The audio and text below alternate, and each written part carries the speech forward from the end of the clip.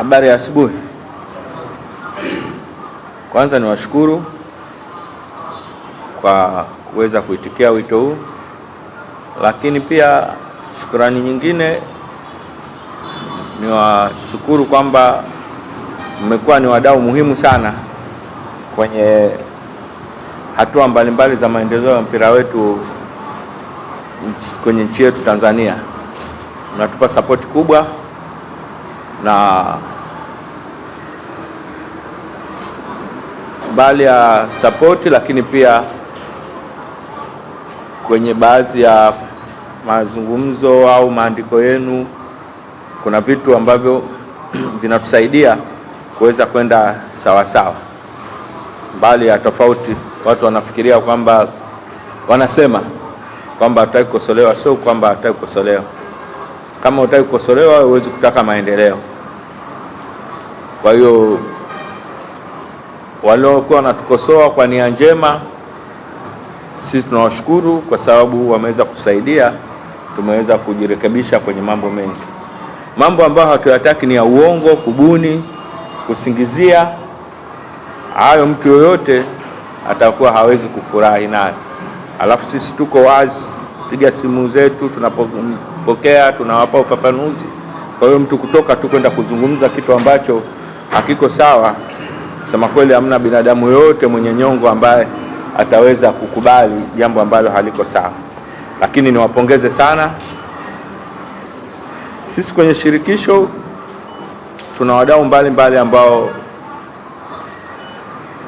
bila wao hatuwezi kuendelea. Tuna wadhamini wetu, tuna nyinyi wanahabari, tuna wanachama wetu. Nikizungumza wanachama wa TFF kwa maana ya mikoa yetu, lakini pia na vilabu ambavyo pia ni wanachama. Lakini pia kuna vilabu ambavyo sio wanachama, wanaocheza ligi ambazo sio za ligi kuu, lakini wanachama wa wanachama wetu. Wote hao wana support. Lakini pia tuna mdau namba moja, serikali, ambaye tunafanya naye kazi kwa pamoja, na hili liko wazi tu, bila kushirikiana na serikali hauwezi kufanikiwa, kwa sababu sehemu kubwa ya mipango serikali ndio inafanya. Kama mnavyoona sasa hivi tunapata support kubwa ya serikali kuliko huko nyuma, kwa sababu mahusiano yetu ni mazuri. Lakini pia kwenye mambo mbalimbali, kwa mfano program zetu za vijana, tunashukuru serikali yetu ina utaratibu ambao ni wa siku nyingi wa kuwa na mashindano ya shule zetu, kwa maana ya shule za msingi na shule za sekondari, ambapo ni sehemu ambao na sisi tunapita huko kuangalia vijana mbalimbali wanaoshindana kwenye mashindano yale, na tunawapata wanaweza kutusaidia. Mambo mengi tumekutana, tushaongea, tumeshaongea sana kwamba kwa nini tumepata mafanikio haya. Mafanikio haya ni matunda ya kwamba kazi zetu sisi tumezidokumenti. Hatuamki tu na kukurupuka. Tulitengeneza mpango mkakati wa kwanza, ilikuwa wa 2018 mpaka 22, lakini tukafanyia mapitio 22 pale, tukaanzisha tena mwingine 23 mpaka 27. Kwa hiyo mwaka 27 pia tutafanya mapitio, tutatengeneza wengine. Kuna mambo ambayo tulisema ya muda mfupi tuliyatekeleza, mengine ya muda wakati, mengine ya muda mrefu, yote tumeyazingatia. Na ukiangalia kwenye maono yetu tulisema kwamba hii ilikuwa ni 2018 wakati tunaanza kutengeneza huu mpango, kwamba tunataka tuifanye Tanzania. Tunasema, tuliandika kwa kizungu hapa, build Tanzania as a football powerhouse at every level. Wakati huo tunazungumza ilikuwa Tanzania sio lolote, si chochote. Lakini sasa hivi nadhani tunaona tulianza kwenye level ya zoni yetu ya Sekafa Afrika, na sasa hivi kwa sababu tumekuwa tuna qualify mashindano ya Afrika mara kwa mara, sasa hivi tumeanza tena kuqualify kombe la dunia. Kama mnavyojua tulishakwenda kombe la dunia 2023 chini ya miaka 17 Serengeti Girls, lakini pia timu yetu ya wanawake ya futsal ilienda tena kombe la dunia. Lakini safari hii tena Tanzanite Girls nao wameenda kombe la dunia. Serengeti Boys nao wamekwenda kombe la dunia, na Mwenyezi Mungu akitujalia kesho tuna mechi, tukishinda kwenda robo finali, tukienda nusu finali tayari, na maana Twiga Stars nao wataenda kombe la dunia, na ni matarajio yetu kwamba tutajitahidi kwa burudani za Mwenyezi Mungu twende huko. Kwa hiyo ndio ambayo tunafanya. Bahati mbaya Serengeti Girls hatukuweza kupata nafasi kwenda kombe la dunia kwa mara nyingine, tulitolewa na Afrika Kusini, lakini AFCON hizi tunashiriki.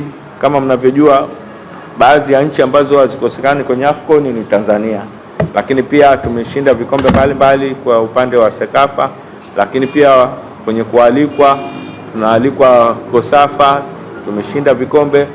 Tumealikwa China under 12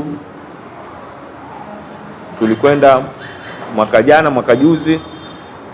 Mwaka huu Serengeti Boys walikwenda kule, wamekwenda fanya vizuri. Wale vijana wa kike wa under 12 mwaka huu wameenda kwa kategori ya under 14 Portugal kule, wamekwenda wamefanya vizuri. Kwa hiyo mabadiliko makubwa, na kwa mabadiliko hayo tunapata mialiko mbalimbali. Kwa zamani ilikuwa Tanzania tukitaka kuomba mwaliko wa kucheza na timu nyingine hawawezi kuturuhusu kucheza kwa sababu ilikuwa hatuna maana ya kucheza nao. Lakini pia kama mnavyojua, sisi ni mojawapo ya zile nchi ambazo zinapata nafasi 4 za vilabu, kwa maana ya nafasi 2 kwenye Champion League na nafasi 2 kwenye Confederation. Ziko timu 12 tumeingia, na sasa hivi imekuwa ni mazoea, na nadhani tutaendelea kuongeza pointi, hatutaweza kuondoka huko ambapo ni vitu tofauti. Lakini pia ligi yetu imekuwa ni mojawapo ya ligi bora. Leo nimesoma kuna watu wametoa kwamba kwenye 5 bora hatumo, lakini nimeangalia sasa hivi kila mtu tu anaamua anatengeneza. Sasa huyu aliyotengeneza nadhani mara ya kwanza hiyo leo toa, au ndio wao wanaotoa siku zote, wale wanaotoa vigezo vya ligi aki hawa waliotoa sio. Kuna mtu mwingine naye katengeneza akatoa na media zimechukua sawa, lakini wale ambao walitupeleka huko kwenye namba 4, 5 wao wenyewe hawajatoa. Sasa hatujui vigezo vyake ni vipi, labda rangi za jezi sawa. Kwa hiyo kila mmoja inategemea anaangalia vigezo vyake, lakini pia unapokuwa kwenye sehemu unashindana na wenzako lazima ukubali. Naweza hata kutakuwa wa 10 wa wapi, kama wenzetu wataendelea kuwa bora zaidi, na ni vizuri tujitahidi. Kwa hiyo yote haya sisi tumeyafanya, tunashirikiana na nyinyi, na sehemu kubwa ya nyinyi mmekuwa ni sehemu yetu. Kwa hiyo leo nimesema tuongee hapa, na sehemu kubwa mtaniuliza maswali tu, kwa sababu mengine nikiarudia ni hayo kila siku. Mniulize maswali nitoe ufafanuzi, lakini sisi tulikuwa na mchakato wa kanuni ambao mwaka huu ulikuwa shirikishi kushinda mwaka yote. Vilabu vimetoa maoni yao, wadau mbalimbali, serikali, wafadhili wetu, wadhamini wote wametoa maoni yao, lakini yote inakwenda michakato hatua baada ya hatua. Lakini hatua ya mwisho inakuja kwenye kamati ya utendaji. Kamati ya utendaji ndio chombo cha mwisho ambacho kinapitisha kanuni. Leo nimesikia chombo cha habari kimoja wanasema kanuni zinaenda BMT kusajiliwa. Kanuni haziendi kusajiliwa BMT. Katiba ikishasajiliwa BMT imetaja utaratibu wote wa kuongoza utengenezaji wa kanuni. Kanuni zikishapita kwenye michakato, kamati ya utendaji ndo kikao cha mwisho kimepitisha. Na jana tulikaa ndani ya chumba hiki tukapitisha zile kanuni, lakini sio kupitisha tu, na kamati ya utendaji nayo jana ilikuwa ndo nafasi yake nayo kutoa maoni yake kwenye zile kanuni. Kwa hiyo michakato yote na hizo rasimu mlizoona ni rasimu ambazo zilikuwa zimepita kwa wadau na michango ya wadau mbalimbali, na mabadiliko yalifanyika pia kwenye kamati ya utendaji. Kuna maoni ya wadau yalikuja ambayo yamepita michakato yote, tumekuja pia mengine, kamati ya utendaji imejadiliana, imeyaondoa, kwa sababu sisi kama kamati ya utendaji ndio ambao tumekasimiwa kusimamia na mkutano mkuu wa TFF mpira siku hadi siku, na kamati ya utendaji imetoa madaraka hayo kwa rais anayesimamia secretariat kwa utendaji wa siku kwa siku. Kamati ya utendaji inakaa kila baada ya miezi miwili, lakini jana ilikuwa ni kikao cha dharura kwa ajili ya kanuni tu, na ni moja ambayo ni vizuri nikaitolea ufafanuzi. Ni mapendekezo yalikuja kutengeneza kanuni ya kuwadhibiti wanahabari, wachambuzi, sijui nini, yote pamoja. Kamati ya utendaji imeona kwamba yale mapendekezo ya zile kanuni sisi sio sehemu yetu. Kuna TCRA na kuna bodi mbalimbali za udhibiti wa mambo ya habari, lakini pia kuna na vyombo vya sheria, na bahati nzuri cases zilizotokea ambazo kuna waandishi wale abuse, TCRA na vyombo mbalimbali vilitoa ushirikiano na vikatekeleza kama ambavyo inatakiwa. Kwa hiyo sisi tumeiondoa ile, tumeona kwamba imeletwa ndio na wadau, hatujui sijui nani ameleta, sijui ni vilabu, sijui ni nani wameleta. Tumeona kwamba hapana, ingawa mnawavuruga, saa nyingine mnazungumza mambo ya usajili ya uongo, mnawachonganisha, na ndio maana labda waliileta hiyo. Sisi tumeona kwamba kwa sababu vyombo vya sheria na vyombo mbalimbali vinavyosimamia vimeweka taratibu zao na hawajawahi kutuangusha.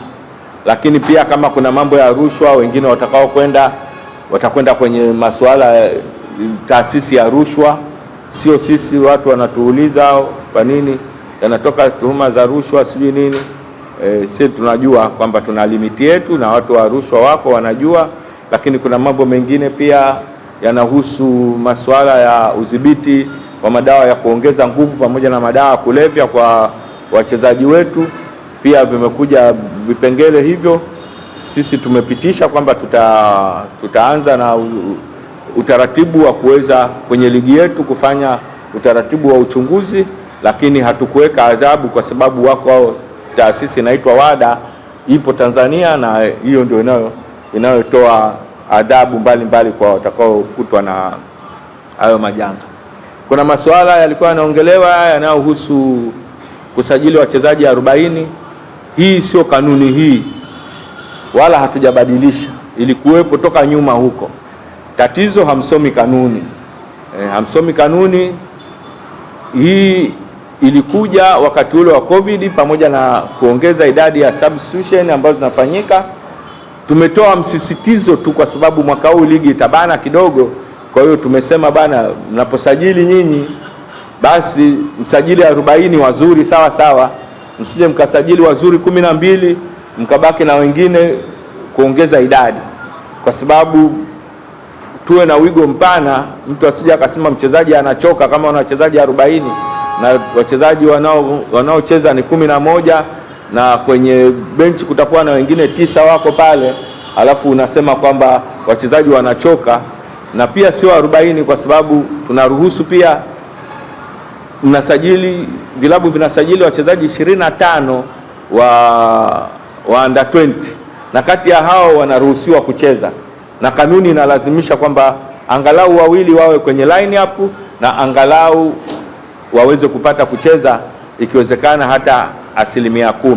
Kwa hiyo kwenye kanuni hapo tumeisisitiza zaidi, ingawa tumeweka msisitizo kwamba lazima wacheze, na kuna adhabu zimewekwa kama itaonekana kwamba baada ya msimu tukifanya takwimu au baada ya mechi kufanya takwimu wachezaji hao hawachezi, kwa sababu tumeweka maksudi kwa ajili ya kuwapa nafasi wachezaji wetu ambao tunaona kwamba ni wachezaji watakaokuja kusaidia kwenye timu ya taifa. Lakini kuna jambo jingine ambalo pia sio jipya,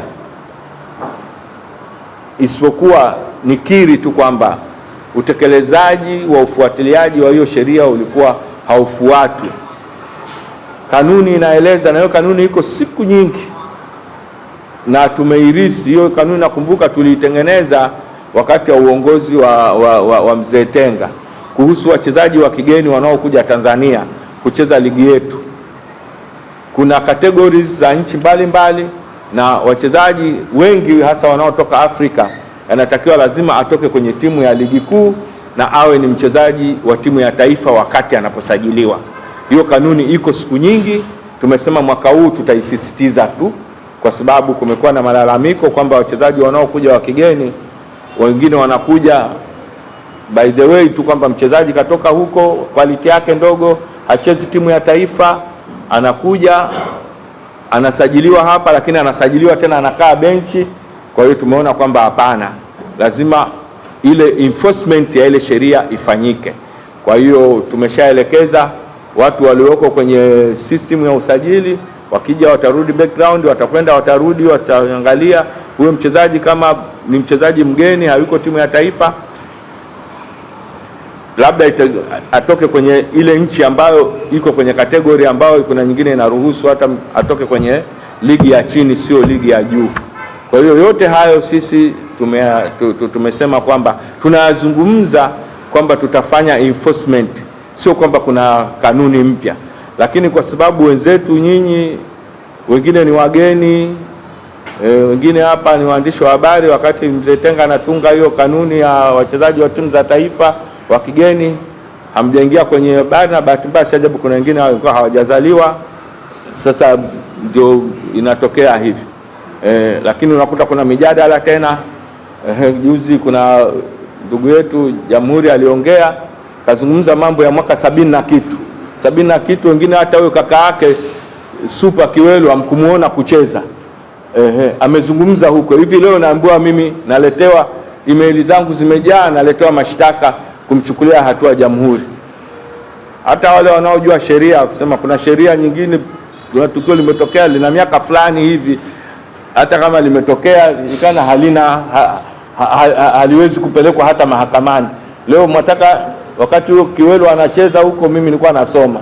Leo nimekuja hapa mniambie leo ndio nimchukulie hatua, kisa kazungumza mwenyewe, kaamua kujilipua, mwache aendelee. Kasema mwenyewe tuendelee, lakini halituhusu. Kwa hiyo msipoteze muda mwingi kujadili vitu ambavyo havina msingi. Vitu ambavyo vina msingi ndio tuvijadili, vinaleta kwa sababu sisi hapa ni binadamu na sisi tunafanya kazi, lakini kutokana na taratibu. Bahati mbaya sana tunakuwa na mihemuko. Tunakuwa na mihemuko au tunataka au ni watu wengine wanatu influence tufanye hivyo. Hatuwezi kuzuia, lakini ni vizuri tukaangalia ili tuweze kubalance kidogo. Kwa hiyo kanuni jana tumezipitisha. Mambo mengine ni kanuni ile iliyokuwa inahusu si watu wameenda jumba la dhahabu nini.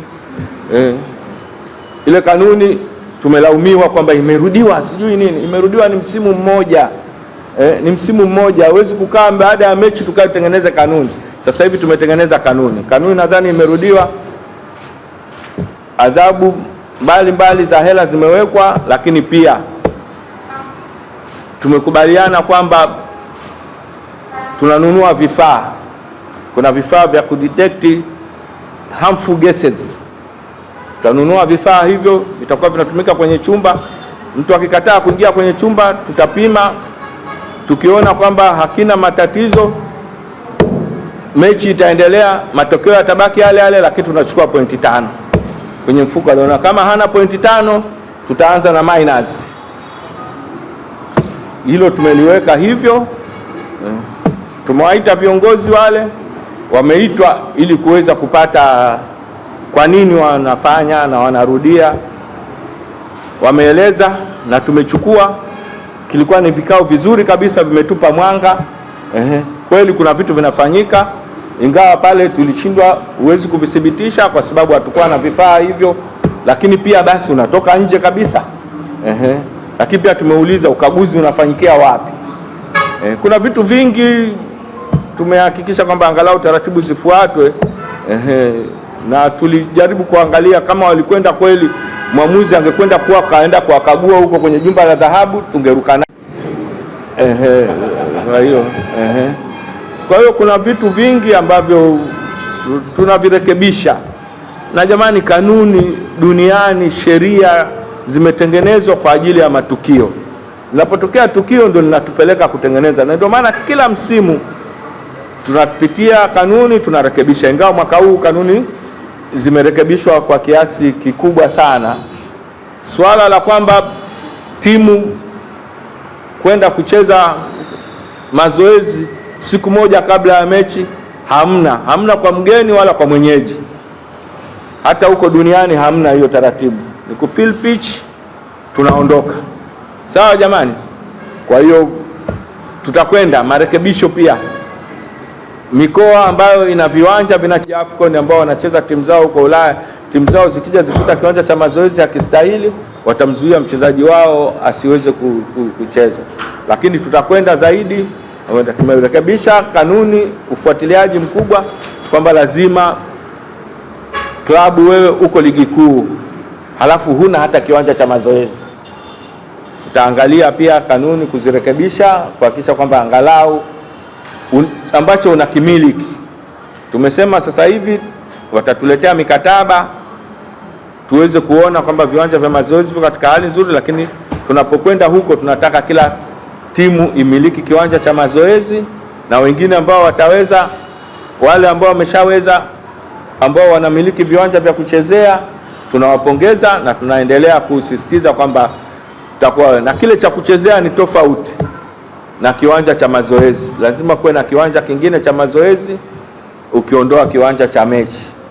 Vitu vingi tumefanyia marekebisho, na kanuni hizo zitachapishwa, zitakuwa public au zitawekwa kwenye website au watashare na nyinyi kwenye social media zenu au WhatsApp group zenu, ili muwe nazo muweze kuziona, na wenyewe wadau tutawapelekea. Lakini pia kuna yatafanyika mafunzo mbalimbali kabla ya ligi kuanza ya kuhusu mambo mbalimbali.